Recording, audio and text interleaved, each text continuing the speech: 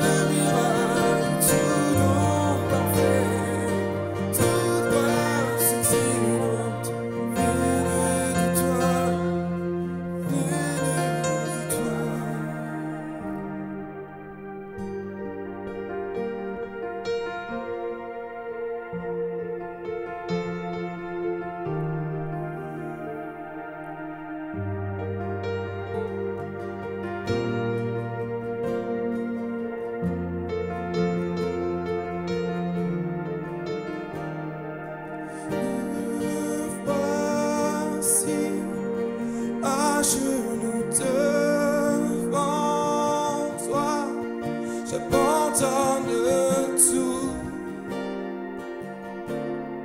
j'abandonne tout. Mon seul désir, alors que tu m'as dit, c'est d'être avec toi, c'est d'être avec toi.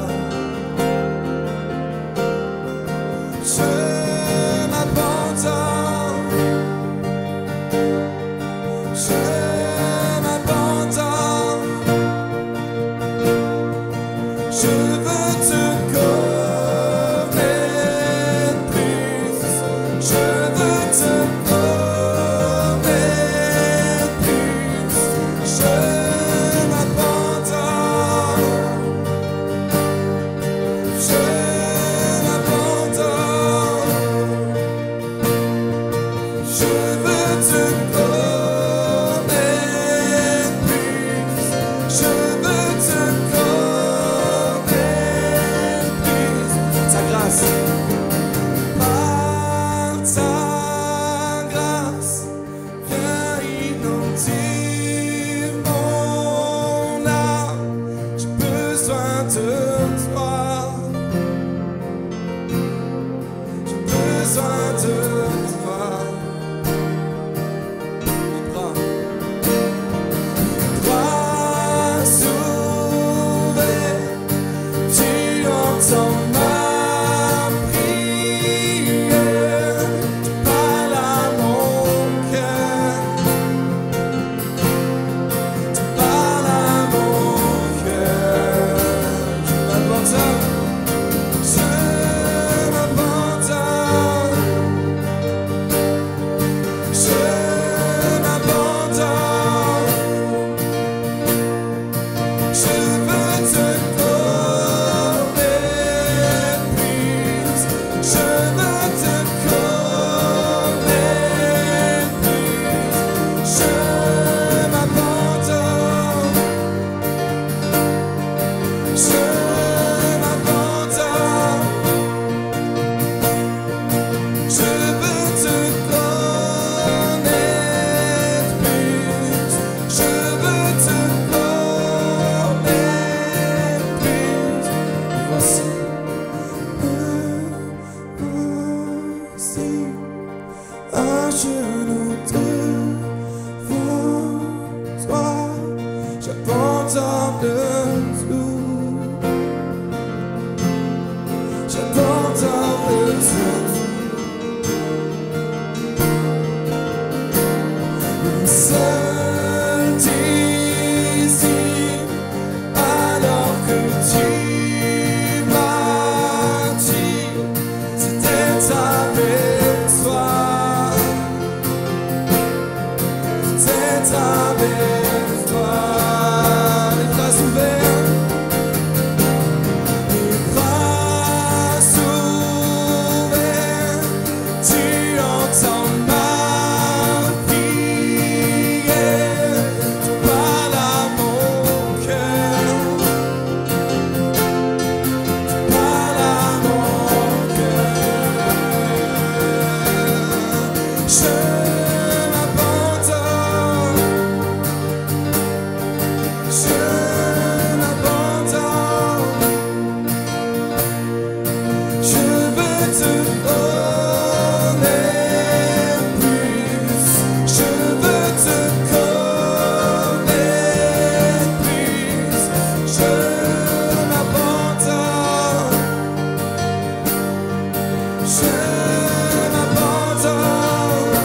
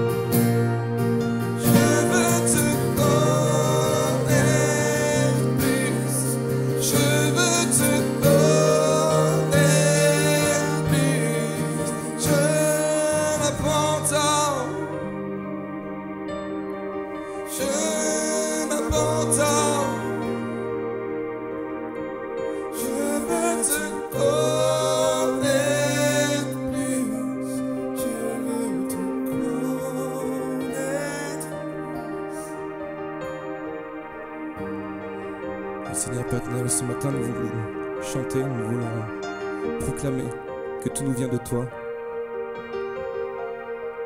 Tu es celui qui nous inspire ces chants, Père éternel. Et on veut s'abandonner devant toi, Père éternel. S'abandonner à toi, Père éternel. Tu nous as sauvés, Père éternel. Tu as fait de nous une nouvelle nation, Père éternel. Un nouveau peuple, Père. Je te bénis, Père éternel.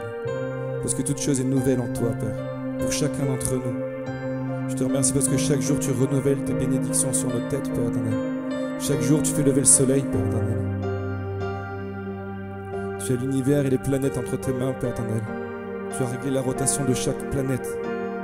Je te bénis, Père éternel, pour cette œuvre magnifique, pour cette œuvre grande, Père éternel, que tu as accomplie. Comment ne pas s'abandonner à toi, Père.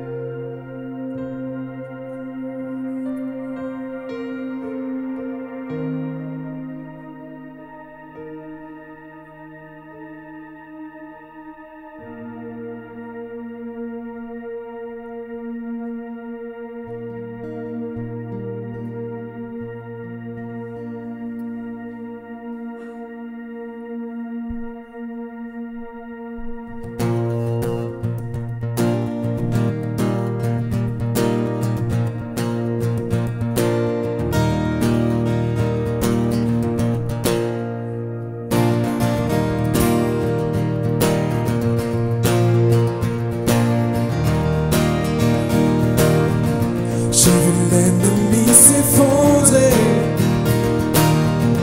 l'obscurité se dérober. Malgré tout, un mystère est insaisissable. Mon Dieu est écrit là dans le ciel. J'ai vu sa puissance en action, sa force de résurrection. Ce mystère reste insaisissable. Mon nom est écrit là dans le ciel. Mon chant demeurera éternel. C'est là mon témoignage. Je suis sauvé. Sa grâce a changé ma vie. Je chanterai Jésus mon rédempteur, justifié. Voilà mon témoignage.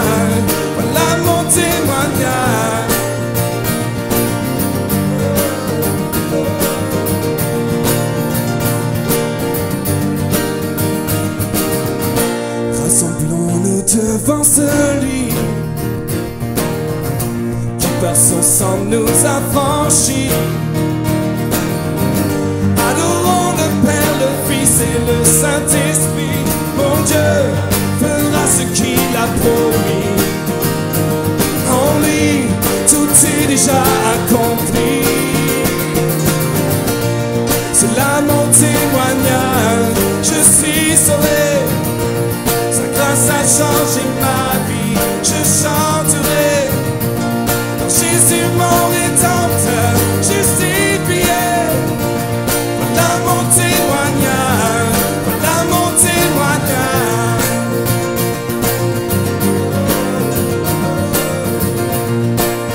J'ai vu l'ennemi, j'ai vu l'ennemi s'effondrer, l'obscurité se dérober. Malgré tout, un mystère est insaisissable. Mon nom est écrit là dans le ciel. J'ai vu sa puissance, j'ai vu sa puissance en action, sa force de résurrection. Pourtant ce mystère reste insaisissable. Mon nom est écrit là dans le ciel. Mon chant demeurera éternel. C'est là mon témoignage. Je suis sauvé. Sa grâce a changé ma vie. Je chanterai Jésus mon rédempteur, justifié. Voilà mon témoignage. Voilà mon témoignage. C'est là mon témoignage. Je suis sauvé. Sa grâce a changé ma vie. Je chanterai Jésus mon rédempteur, justifié. Voilà mon témoignage. Voilà mon témoignage.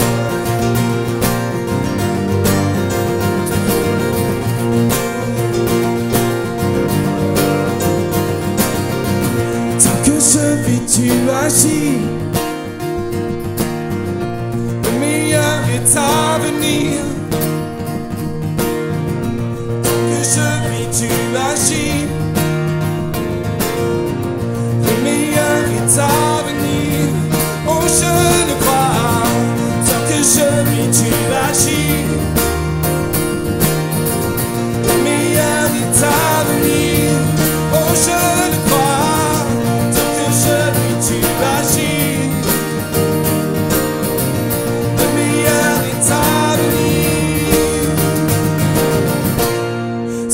mon témoignage, je suis sauvé. Sa grâce a changé ma vie, je chanterai. Par Jésus mon rédempteur, justifié. Voilà mon témoignage, voilà mon témoignage.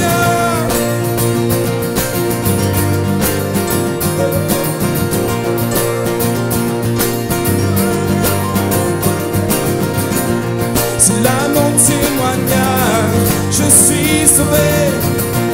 Sa grâce a changé ma vie, je chanterai. Jésus mon rédempteur, justifié. Voilà mon témoignage, voilà mon témoignage.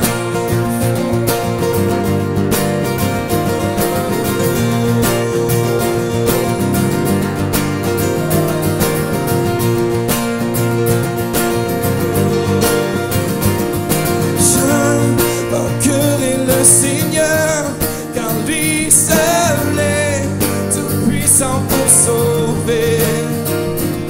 Élève-toi maintenant, tu es libre, car Jésus-Christ a brisé toutes tes chaînes.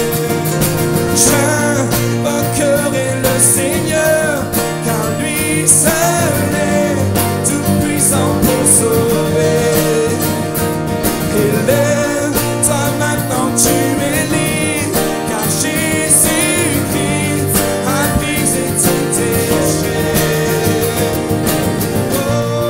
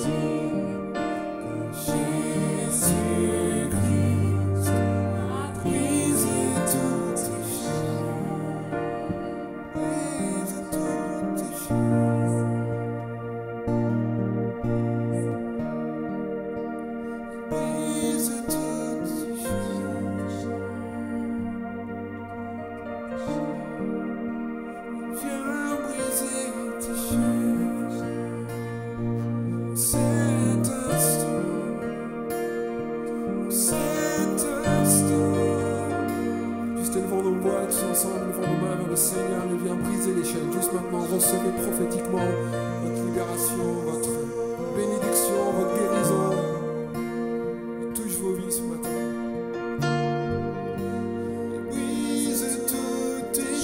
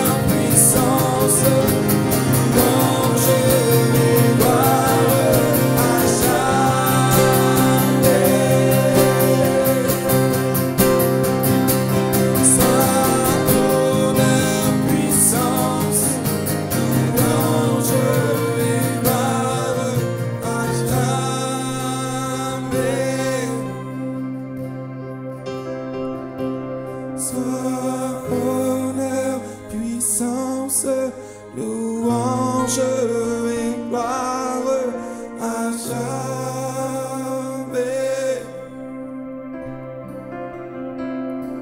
Sois honneur, puissance, louange et gloire à jamais.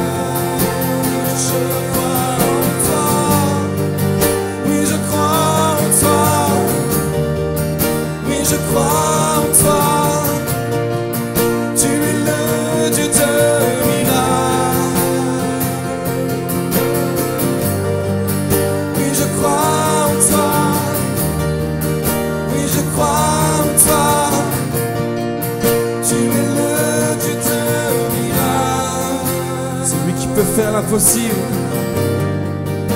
C'est lui qui peut faire l'impossible. Le rejoint pour me restaurer. Le rejoint pour me restaurer. Celui qui a vaincu la mort. C'est sa vie qui coule dans mes veines. C'est sa vie qui coule dans mes veines. Je crois en toi, oui je crois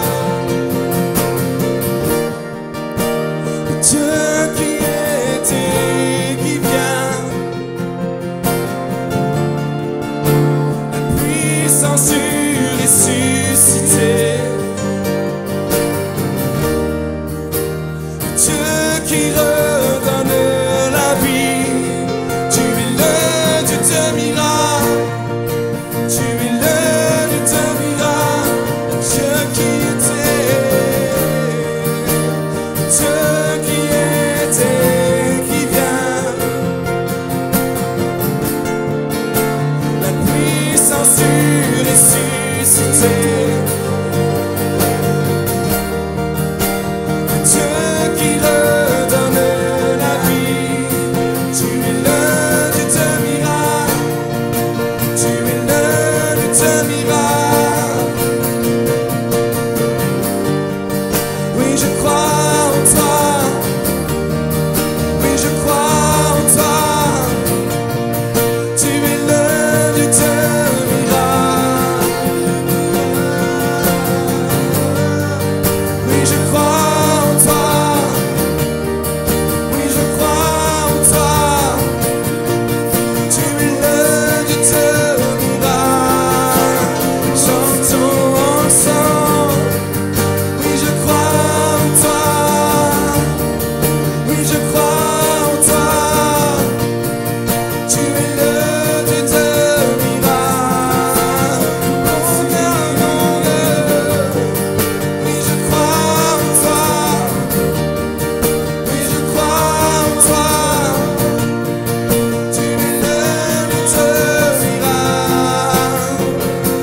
tu es le Dieu de miracle. Oui, je crois en toi, oui, je crois en toi, tu es le Dieu de miracle. Proclamons-le. Oui, je crois en toi, oui, je crois en toi, tu es le Dieu de miracle. Oui, je crois en toi, oui, je crois en toi, oui, je crois en toi, tu es le Dieu de miracle. Oui, je crois en toi, oui, je crois en toi, tu es le Dieu de miracle. Tous ensemble une dernière fois. Oui, je crois en toi, oui, je crois en toi, tu es le Dieu de miracle. Oui, je crois en toi, oui, je crois en toi, oui, je crois en toi, tu es le Dieu de miracle, tu es le Dieu de miracle.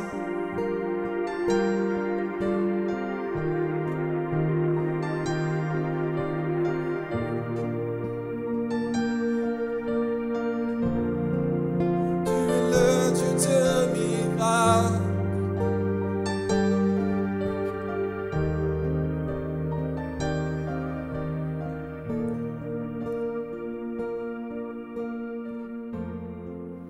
Bonjour, ravi de vous retrouver pour cette deuxième partie concernant un cheminement en rapport avec le ou les rêves que Dieu a pu mettre sur votre cœur, sur notre cœur.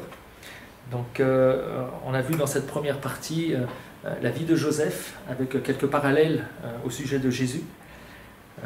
Avec êtes-vous en premier point connu pour le rêve de Dieu? Deuxièmement, êtes-vous vendu pour le rêve de Dieu? Et en troisième point, nous avons vu aussi que Dieu connaît les ennemis qui étaient là et qui entouraient Joseph. Donc j'aimerais voir avec vous maintenant, j'ai précisé aussi la dernière fois lors de cette première partie que c'était une école de formation, que le but de Dieu c'est de sauver. Le rêve doit être toujours quelque part imbibé, le rêve de Dieu sur votre cœur doit être imbibé d'un projet de salut quelque part. La volonté de Dieu derrière tout rêve qu'il met sur le cœur, c'est de sauver. Et puis au travers des différentes situations que l'on peut rencontrer, des différentes saisons que l'on rencontre avec ce rêve que l'on peut porter sur notre cœur, eh bien c'est une école de formation qui est mise en place, une plateforme de formation par laquelle le Seigneur va agir pour faire de nous les disciples qu'il veut que nous soyons. Et j'aimerais voir avec vous aujourd'hui, dans cette deuxième partie, deux choses profondes dans la vie de Joseph. Premièrement, Joseph, il a fait une carrière. Et cette carrière, c'est être interprète de rêve. Et puis deuxièmement, Joseph était quelqu'un qui élevait les autres.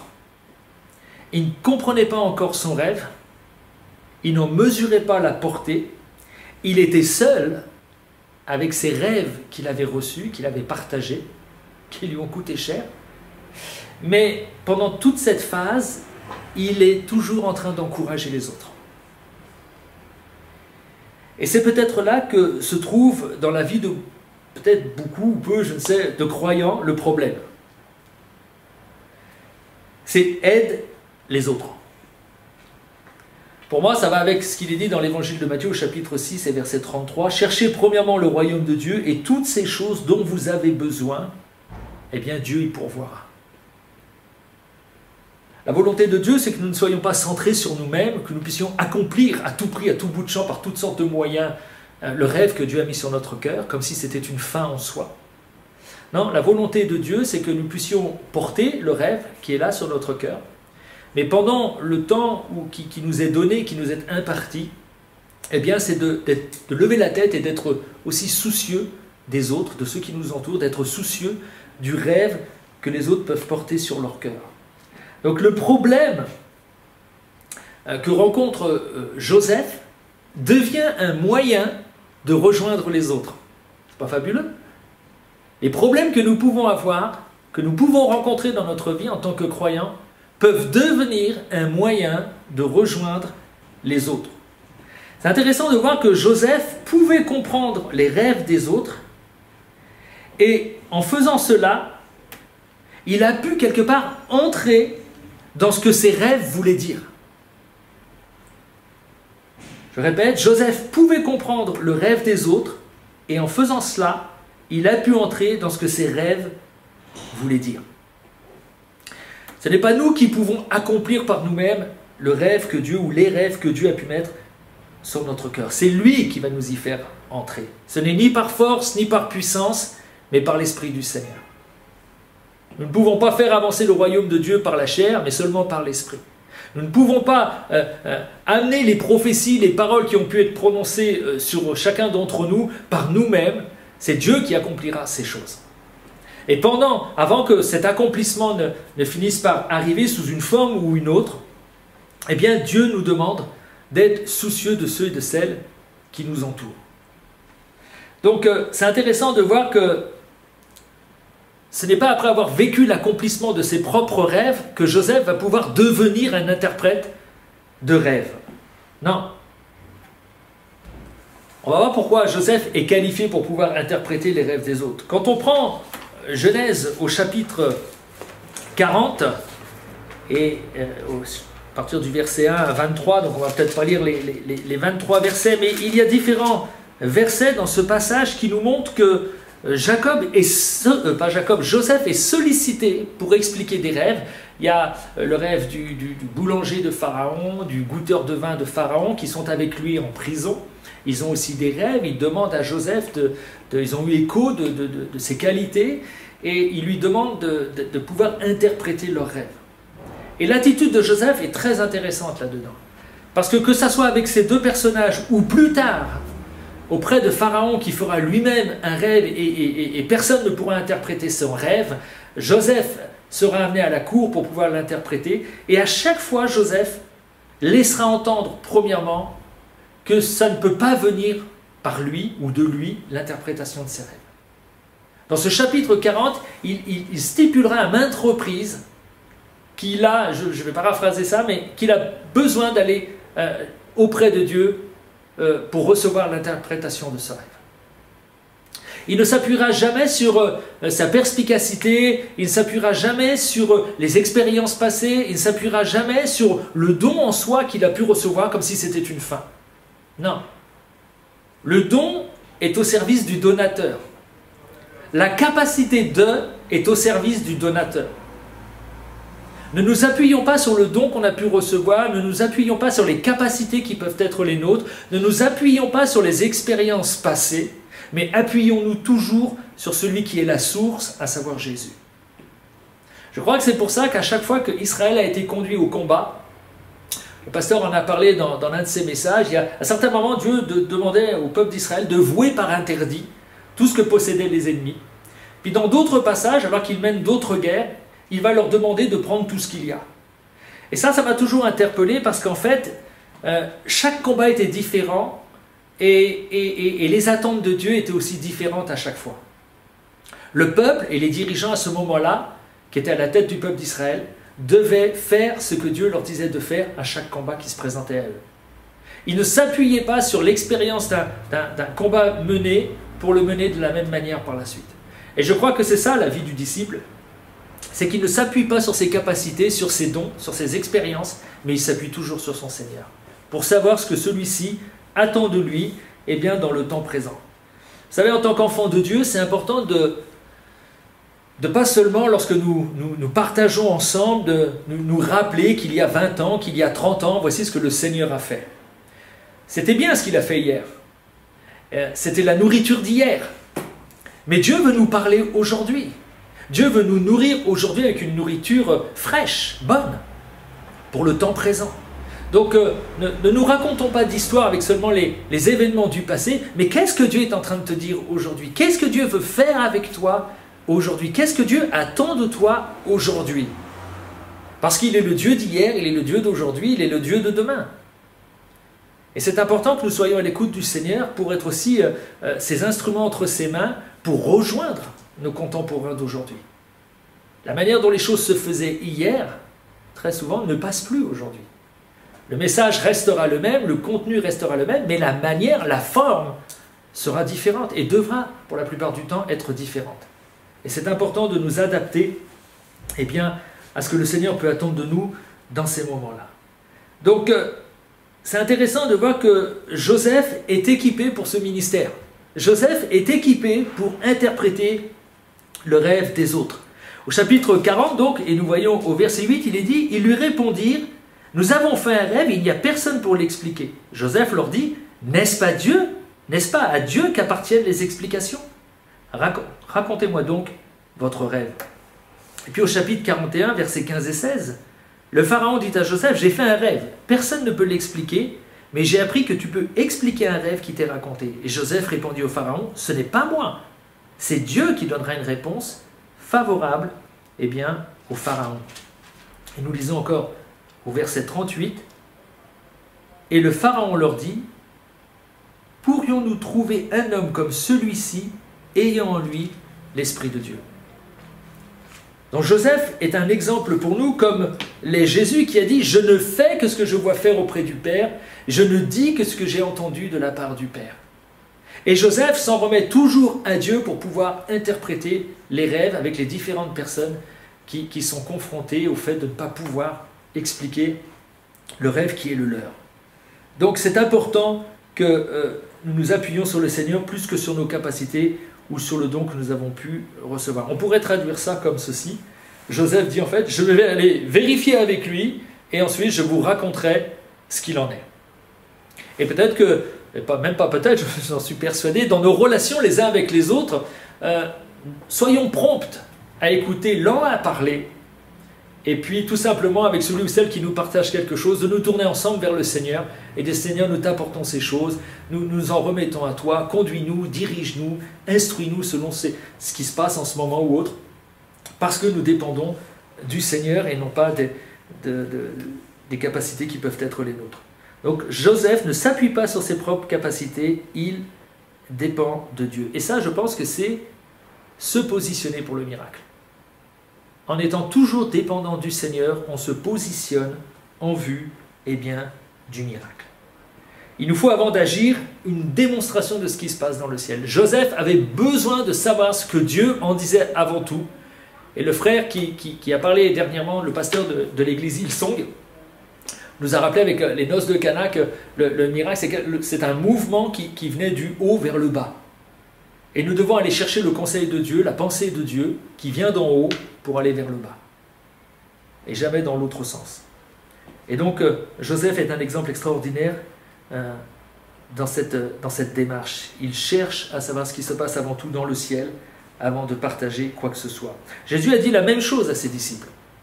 Lorsque il leur dit de rester dans cette chambre haute, dans le livre des Actes, et qu'avant d'aller, selon le mandat qu'ils ont reçu, ils doivent attendre de recevoir le Saint-Esprit. En fait, Jésus n'a jamais eu à l'esprit l'idée que par leur perspicacité, par leur expérience, par les différents potentiels qui pourraient être les leurs, ils pourraient y aller comme ça. Non, ils avaient besoin d'attendre que le Saint-Esprit vienne sur eux pour être ces ouvriers de Dieu efficaces, pertinents dans les situations qu'ils allaient rencontrer.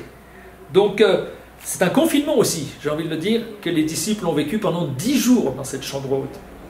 Mais un confinement actif, parce qu'ils étaient dans la prière, ensemble dans la prière, en attendant que la promesse de Dieu s'accomplisse dans leur vie. Je pense à un Paul qui a écrit l'épître aux Éphésiens, alors qu'il était en prison et qui commence dans le chapitre 4 au verset 1 en disant « Marchez d'une manière digne du Seigneur, en conservant l'unité de l'esprit par le lien de la paix. » Marcher, c'est étonnant de dire marcher quand tu es confiné dans une pièce, que tu es enfermé. Mais il encourageait les chrétiens à être en marche spirituellement malgré le confinement qui pouvait être le sien. Et dans le confinement qui est le nôtre aujourd'hui, c'est important de veiller à protéger le rêve que Dieu a pu mettre sur votre cœur et à marcher d'une manière digne du Seigneur afin d'en voir les fruits. Donc, ne confondons pas don ou perspicacité accordée par Dieu avec la source.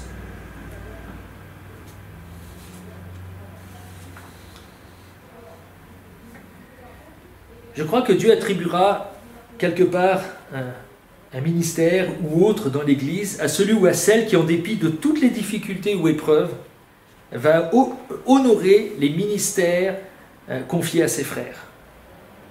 Je crois que c'est ce qui rend un homme ou une femme propre au ministère. Je pense que dans l'Église, imagine, il y a une vision qui est communiquée par le couple pastoral.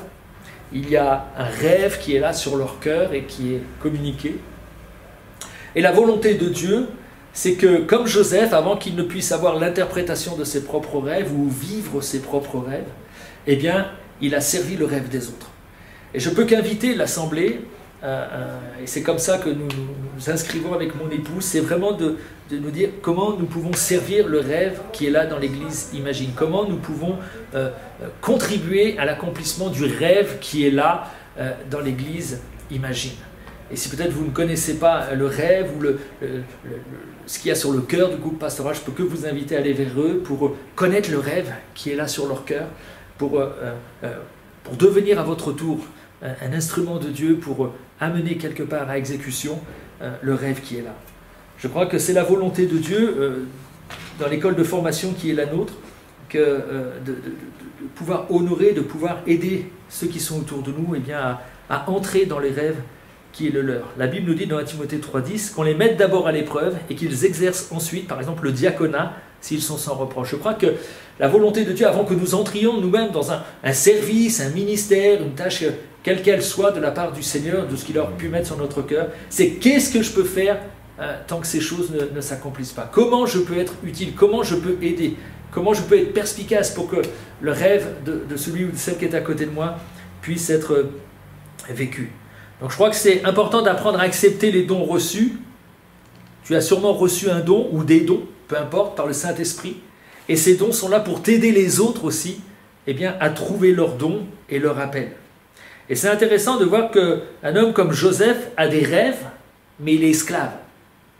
Il y a sûrement une tension qui est là, qui est quelque part au fond de lui. Et il faut être honnête avec soi-même lorsqu'on a des tensions et trouver des clés dans la faiblesse qui est la nôtre. Et je pense qu'une des clés, c'est vraiment d'être un instrument, une aide pour ceux et celles qui sont autour de nous dans ces moments-là. Et je crois que Dieu s'occupera de nous pour aussi nous donner le moyen de s'en sortir et de pouvoir entrer dans des choses que Dieu a prévues pour soi. C'est intéressant de voir que dans ce passage, l'interprétation que font les frères de Joseph de ses songes, de ses rêves, en fait, n'est pas assez profond. Lorsque Joseph partage cette idée que ce rêve qu'il a vu, une gerbe qui était courbée, qui va se redresser, et toutes ces autres gerbes qui étaient droites vont finir par se courber, la position de leur cœur fait qu'ils vont avoir un jugement peu profond concernant l'analyse de ces rêves. Ils vont avoir un discernement qui est totalement charnel. Et là, il me semble que si Joseph triomphe de ses frères par la suite, c'est par le fruit qu'il va récolter tout au long d'une longue vie, où il va connaître souffrance, persécution, mauvais traitement, mais dans cette dynamique du long terme, il va devenir l'instrument de salut pour ses frères, puisque quand ils vont crier au secours, quand ils vont crier pour être secourus dans leur détresse, Joseph, à ce moment-là, est dans une position extraordinaire. Il est dans l'opulence et il peut répondre à leurs besoins. Il peut pourvoir à leurs besoins. Et je crois qu'on peut raccorder ça avec des passages du Nouveau Testament, où par exemple dans Luc 18, 14, il est dit « Car quiconque s'élève sera abaissé, et celui qui s'abaisse sera élevé. » Et ça, c'est une attitude, c'est un positionnement de cœur.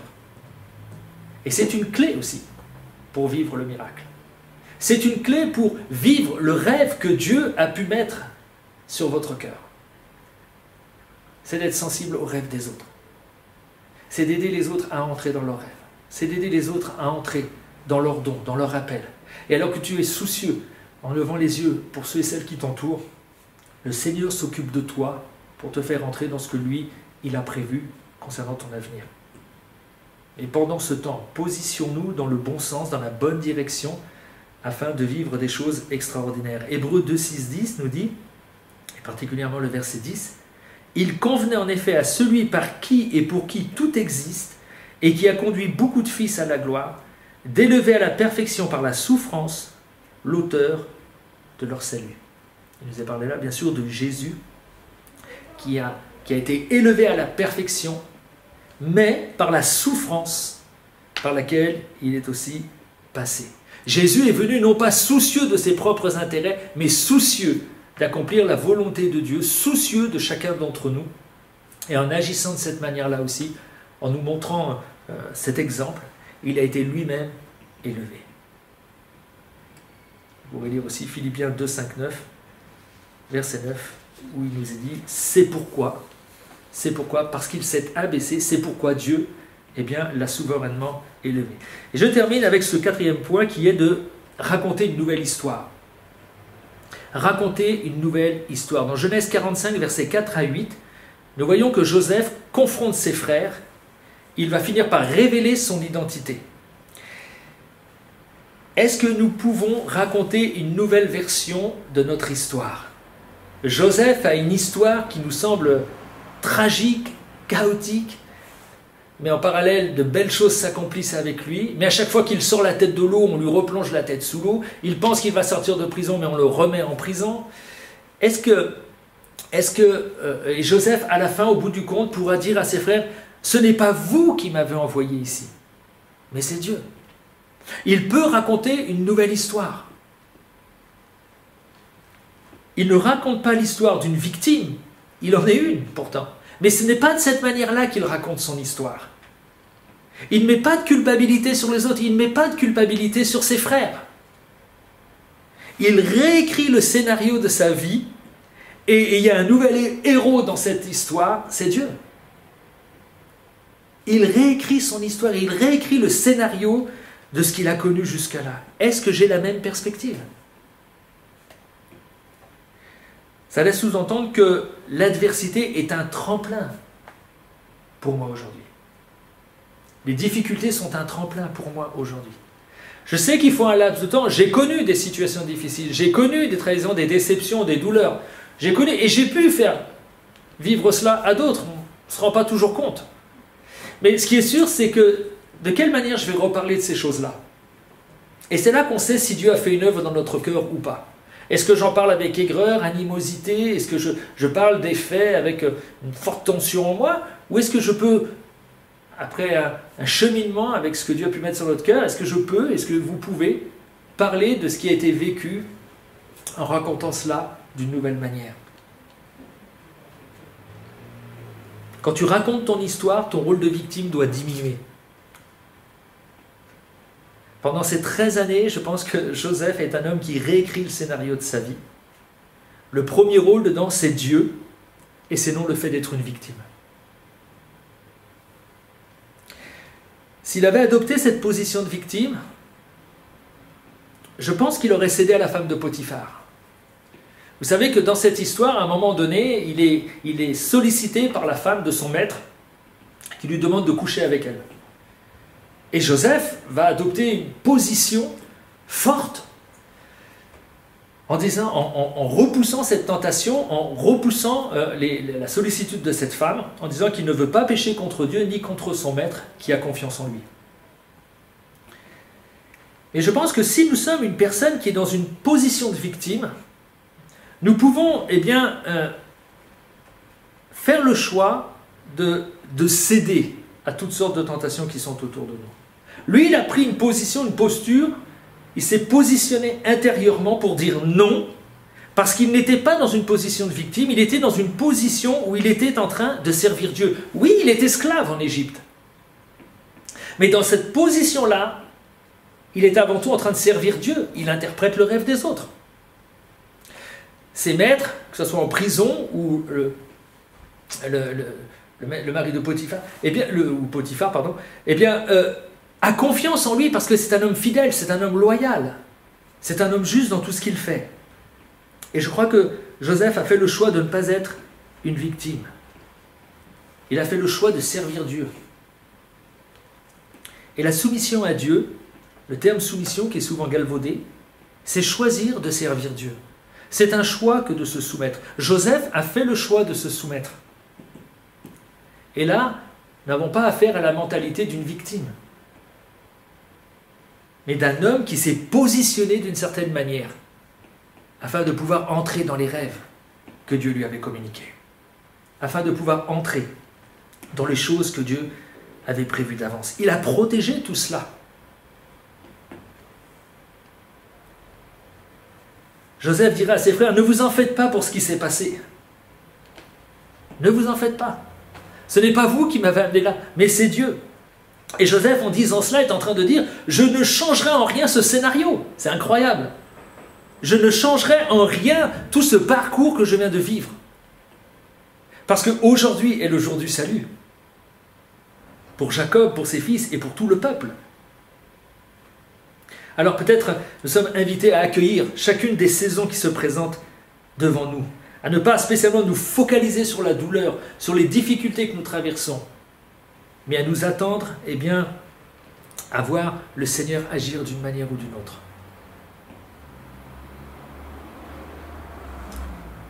Je pense que Jésus s'est positionné à un moment donné, ça m'a toujours frappé cette histoire dans Jean 18,2. Jésus connaît la trahison, Jésus expérimente dans le jardin de Gethsémanée la solitude, tous les leaders dorment, et le jardin de Gethsémanée va être un lieu où Jésus va pouvoir mettre en action sa volonté. Parce qu'il va être confronté au fait de prendre la coupe qui se présente à lui ou de la repousser. Et c'est intéressant de voir que même pendant qu'il prie, il est dit qu'il eut il a comme des douleurs de l'enfantement, le sang coule, et c'est évident de voir que Jésus va accepter à un moment donné de renoncer à lui-même pour dire je prends cette coupe parce qu'elle est une coupe de salut pour ceux qui mettront leur confiance en moi. Et Jésus n'est pas dans une position de victime. Il est dans une position où il fait le choix de se soumettre à la volonté de Dieu en vue du salut. Et c'est intéressant de voir que par la suite, quand les soldats vont arriver pour l'arrêter, ça m'a toujours interpellé cette histoire. Jésus n'est plus dans la douleur, Jésus n'est plus dans l'enfantement de quelque chose de douloureux qui doit arriver. Jésus est dans une position de vainqueur. Qu'est-ce qui me fait dire ça? C'est qu'au moment où les soldats viennent pour l'arrêter, ils arrivent dans ce jardin, il fait nuit, et qui est Jésus? Jésus se prononce et il dit « c'est moi ». Et ça m'a toujours interpellé de me dire « mais pourquoi tous ils tombent à la renverse à un moment donné ?» Je ne sais pas, moi, si je me présente à vous et je dis, on vous demandait qui est Christian, je vous dis c'est moi, je ne sais pas si vous allez tomber à la renverse. Mais ce qui est sûr, c'est que Jésus a été dans une position où il a dû faire le choix de se soumettre à la volonté de Dieu, c'est de prendre la coupe de souffrance, c'est d'aller jusqu'au bout, de ne pas se lasser, de ne pas se relâcher, mais de pouvoir aller jusqu'au bout afin d'avoir une moisson. Et c'est intéressant de voir que dans cette position, cette posture qui est la sienne, il est dans une posture de vainqueur. Et je pense que c'est ça qui fait tomber à la renverse notre ennemi, qui fait tomber à la renverse tout ce qui se dresse contre nous, quand on n'est pas, non pas dans une position de victime, de subissant, mais quand on est dans une posture de vainqueur. Dans une posture de victorieux. Nous savons que le chemin de douleur par lequel Jésus passe va l'amener à la victoire sur le diable, sur le péché et sur la mort. Et la parole de Dieu nous dit qu'aujourd'hui, nous sommes assis avec lui dans les lieux célestes. Que nous pouvons sortir ou résister à cet état de victime et prendre la victoire sur le mal qui nous a été fait, ainsi que sur nos détracteurs, afin de vivre libre. Je pense que c'est la volonté de Dieu pour chacun d'entre nous. Je sais qu'il peut y avoir des histoires tragiques, des histoires douloureuses, difficiles, et que on peut être une victime sous une forme ou une autre. Et je crois qu'il y a bien sûr un cheminement en rapport avec le rêve de Dieu. Il y a un cheminement aussi pour la restauration, pour la guérison, pour l'écoute, pour l'accompagnement, pour pouvoir entrer pleinement dans la victoire et non pas rester dans une posture de subissant. Je crois que dans cette dynamique-là, dans ce cheminement-là, avec le rêve que Dieu a pu mettre sur votre cœur, le miracle est en route. Le miracle est en route. C'est la volonté de Dieu que nous puissions nous inscrire dans cette perspective afin d'être plus grands. Alors je termine en disant, est-ce que dans le scénario de ta vie, Dieu est glorieux? Pour Joseph, oui. Dieu nourrit, sauve et règle un problème de 13 années. Si Dieu donne une promotion à Joseph, alors qu'il finit par être l'intendant des affaires de Pharaon, l'homme de main, c'est pour le bien de tous. C'est pour le bien des Égyptiens, c'est pour le bien de Jacob, de ses frères, de tout le peuple d'Israël. Il est dans une posture qui le pousse à rechercher aussi le bien de tous. La position que nous pouvons occuper au bout d'un certain temps ne doit pas nous amener à une position dominante où je me sers. Non, Jésus, il est dit, il est venu non pas pour être servi, mais pour servir et donner sa vie. Et c'est la volonté de Dieu que si tu obtiens quelque part une promotion de Dieu, eh bien que ça soit pour le bien de tous. 13 ans de mensonges, mais arrive au bout du compte la réconciliation. Et ça, c'est le message qui est le nôtre aujourd'hui en tant qu'enfants de Dieu. Nous sommes ambassadeurs, ministres d'un ministère qui est celui de la réconciliation. Que chacun puisse être réconcilié avec Dieu, que chacun puisse être réconcilié avec lui-même, que chacun puisse être réconcilié avec son prochain. C'est là la volonté de Dieu, à travers cette école aussi de formation qui peut être plus ou moins difficile à traverser, quelle que soit la saison. Mais c'est la volonté de Dieu de faire de toi un de ses disciples avec lequel Dieu fera des choses extraordinaires. Que Dieu te bénisse. À bientôt.